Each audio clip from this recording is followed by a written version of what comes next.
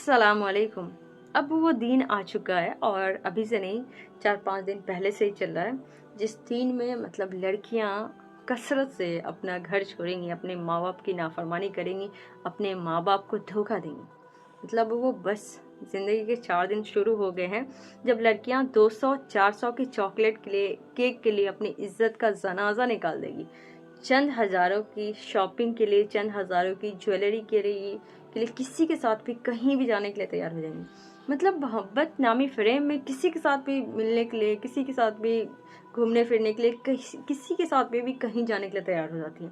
मतलब इवन वो नकाब में रहे, हिजाब में रहे या ना रहे, दीन को इस तरह से सौदा करी है, दीन का, अपने इज्जत का जनाजा इस तरह से निकाली है और घरों से गायब हो जाएंगी और उनकी माएँ को कुछ पता ही नहीं चलेगा।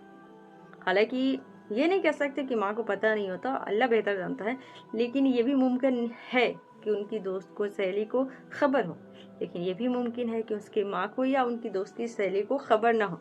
लेकिन सबसे पहली बात है कि इंसान को सोचना चाहिए कि ये 4 दिन की हराम मोहब्बत से कभी इंसान को सुकून नहीं होता। जो लड़कियाँ ये सोच के किसी के साथ भागती ना कि वो बंदा ऐसा नहीं है, लेकिन अगर वो आपको इतना इज्जत देता, बहुत इज्जत देता, बहुत आपका ख्याल रखता है, बहुत आपसे प्यार करता है, लेकिन अगर वो बंदा इतना ही इज्जतदार घराने का है और इतना ही आपसे मोहब्बत करता है, तो आपको 4 लोगों के साथ आके निकाह करके ले जाता।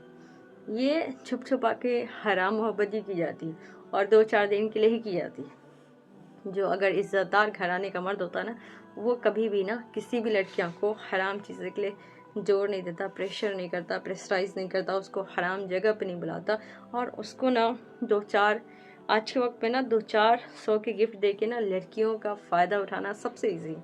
और आज के वक्त में ये काम वही लोग करते हैं जो इस फील्ड में मतलब महारत हासिल कर चुके हैं, उनका काम ही होता है। और एक चीज़ और है कि इस मंथ में ना बहुत सारी वो क्या है, कुछ कॉन्ट्रासेप्ट करके पिल आती है, पिल्स, मतलब मुझे उतना याद नहीं आ रहा, ठीक है, वो उसका भी एक मतलब एक तरह का मेडिकल मार्केटिंग होगी इसमें।